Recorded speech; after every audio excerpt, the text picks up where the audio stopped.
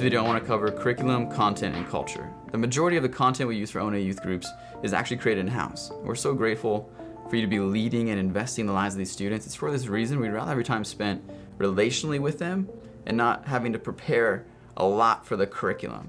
So we provide you with a list of more questions than you could possibly ever need. And the whole point of these questions is to create dialogue. We want students opening up. The priority is dialogue and verbally engaging, not getting through all of the questions. And that really covers a lot of the culture behind it. But the way the flow of a group will usually work is you will open up, and you should always do highs and lows. I think highs and lows, happy crappies, whatever you call them, are some of the best ministry that will happen in that group. So do highs and lows.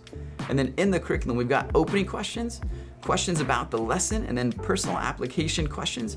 We usually sometimes have a dig deeper section, but leaders tend to never use that. We just put that in there for fun.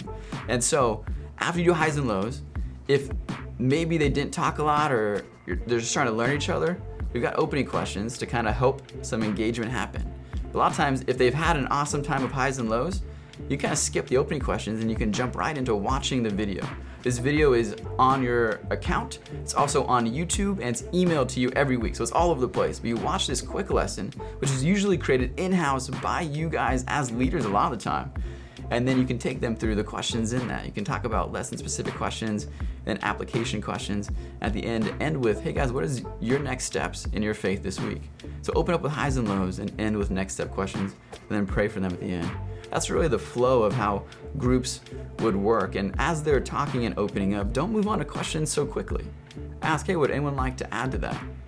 Be okay with silence. A really good tip is actually to count backwards from 5, 4, 3, 2, 1. And then at that point you go, all right, I think that was enough silence. We can move on to the next question. Follow the 70-30 rule. Give students room to talk. They should be talking 30 or 70% of the time, and you should be talking 30% of the time. Feel free to redirect with another question though if topic gets too offhand for the message, but really you're trying to get them to talk about and open up life. And I would encourage you to be present in the here and now. Be attuned to what is happening in the room. I like to call it the here and now. If something triggers a student emotionally, notice how they respond to it.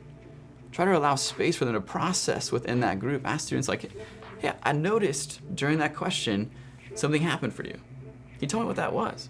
Or when someone else is sharing and it will spike emotions or reactions from other students, and you'll kind of notice that and be like, yeah, I noticed when he was talking about his parents' divorce, something came up for you. Do you want to talk about that? And acknowledge, validate, normalize. They want to know they're not alone. They want to know they're not weird for feeling what they do or thinking what they're thinking. We encourage you to pray for them by name every single week. Like we said, prayer will grow your capacity to lead, to love, to show compassion. The truth is the pressure is not on you. Breathe, relax, be you. They want someone who's always real, not someone who is always right. Point them to God, but never as an excuse to not listen to them. They need to know how much you care before they care how much you know. And like I say over and over again, it's about relationships and next steps. And so while the point of groups is to grow together and to have fellowship and to have community, we want them to take their next steps towards looking like Christ.